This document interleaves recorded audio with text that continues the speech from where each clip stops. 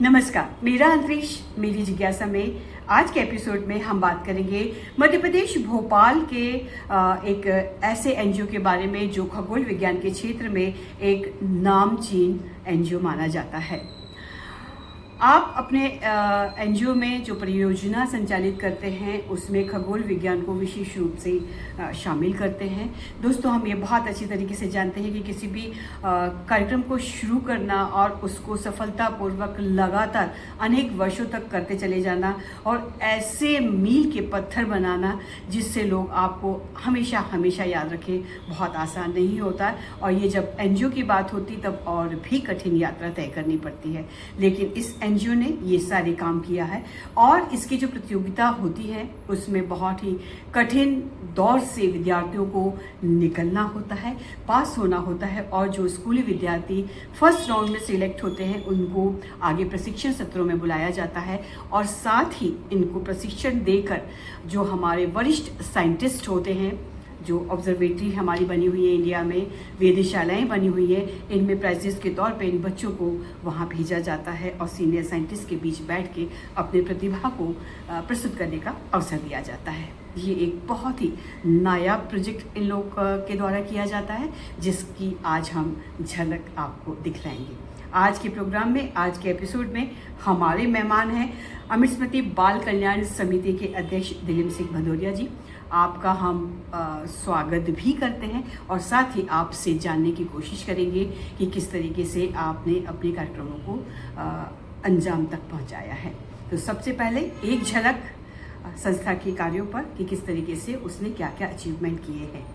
दोस्तों, इतना आसान नहीं होता है अपना नाम, काम और पहचान बनाना कि आपको दुनिया सालों साल याद रखे और आपको इस रूप में पहचाना जाए कि यदि खगोल विज्ञान के क्षेत्र में मध्य प्रदेश में कोई अग्रणी संस्था है तो वो आपकी संस्था है।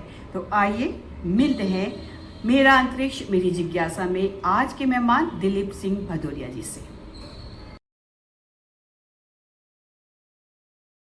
नमस्कार दोस्तों, मैं दिलीप भदौरिया, संचालक अमृत स्मृति बाल कल्याण समिति एनजीओ। दोस्तों, मैं आप सब लोगों को सर्वप्रथम तो अंतरिक्ष दिवस की हार्दिक शुभकामनाएं देना चाहता हूं और हमारे एनजीओ का अंतरिक्ष के साथ बड़ा गहरा जुड़ाव रहा है, उस बारे में मैं आपको ये बताना चाहूँगा। विगत कई वर्षों से, हम ये कह सकते हैं कि विगत 30 वर्षों से हम अंतरिक्ष और स्कूली बच्चे ये सब साथ मिलकर अनेक फील्ड पे काम कर रहे हैं, जिसमें हम अंतरिक्ष को एक सब्जेक्ट के रूप में रखते हैं कि अंतरिक्ष आखिर है क्या, इस अंतरिक्ष में क्या घटनाएं घटित होती हैं और ये कब कब होती हैं, ये सारी जानकारी अभी हम हमारे स्कूली छात्र, जिनको हम प्यार से नन्हे वैज्ञानिक भी कहते हैं, उन बच्चों के साथ मिलकर एक एग्ज़ाम कंडक्ट करते हैं। उसमें मेरिट बेस पे उन बच्चों का सिलेक्शन होता है और जो सिलेक्ट बच्चे होते हैं उनको हम प्राइज़ के रूप में कोई नगद पुरस्कार नहीं देते हैं। हाँ, ये ज़रूर है कि उनको वो प्राइज़ मिलता है जो कि उन्हीं ने नहीं, किसी ने भी नहीं सोचा होगा।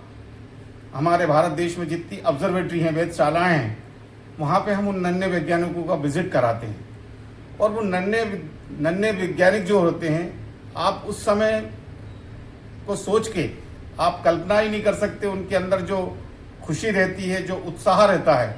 क्योंकि वो चाहे इसरो हो या अपना आयुका हो, पुणे का कावालूर का हो या अपना कोडाईकनाल हो, ये कई सारी वेधशालाएं जो भारत देश में हैं, वहाँ ले जाके बड़े बड़े विद्वान वैज्ञानिक जो वहाँ पे अपना काम कर रहे हैं, कई रिसर्चर भी वहाँ पे मिलते हैं, उनसे बच्चों का आमना सामना होता है।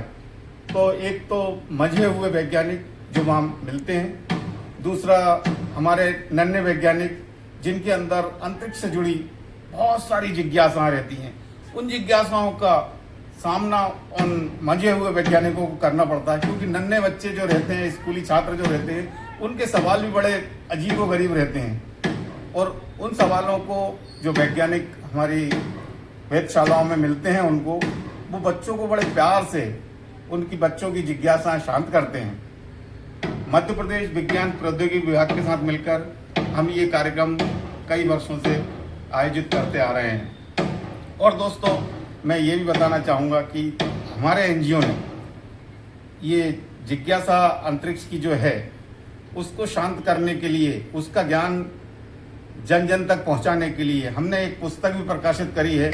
उसका नाम है जिज्ञासा। अब आप समझ ही गए होंगे ये जिज्ञासा किस बात की है और किन लोगों में होती है। जिनको भी अपनी जिज्ञासा शांत करनी है, कृपया ये हिंदी और इंग्लिश दोनों भाषाओं में प्रकाशित की गई है और विभिन्न शालाओं में भी दी गई है और कई शासकीय विभागों में भी इसको प्रचार प्रसार किया है और उनको दी भी गई है। तो मैं इस एनजीओ के माध्यम से आपको एक और चीज़ बताना चाह रहा हूँ कि जो हमारा एनजीओ है ये अंतरिक्ष के साथ साथ और भी कई विषयों पर काम करता है। जैसे हम स्कूली बच्चों की बात करें तो ये अंतरिक्ष है, और बच्चियों की हम बात करें और उसमें महिलाओं की हम बात करें तो महिला बाल विकास से जुड़ा हुआ कार्यक्रम रहता है हमारा। कई कार्यक्रम हमने ऐसे किए। संस्कृति विभाग के साथ जुड़ के हमने मेरी सृष्टि करके एक अभी कार्यक्रम आयोजित किया, जिसमें हम अपनी सृष्टि को किस तरीके से, मतलब सृष्टि को हम इस तरीके से भी देख सकते हैं कि पूरी सृष्टि है, इसमें कई सारी चीज़ें लागू होती है। इसमें हम पर्यावरण को भी जोड़ सकते हैं। अगर पर्यावरण हमारा बढ़िया है तो हमारी सृष्टि भी बहुत बढ़िया रहती है।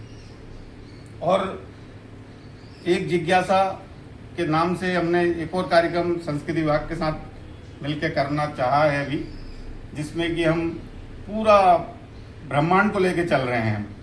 और ब्रह्मांड मतलब एक एक चीज़ आती है उसमें, चाहे हम पेड़ पौधों की बात करें, चाहे हम जनजीवन की बात करें, ये सारी चीज़ें ब्रह्मांड में सम्मिलित होती हैं।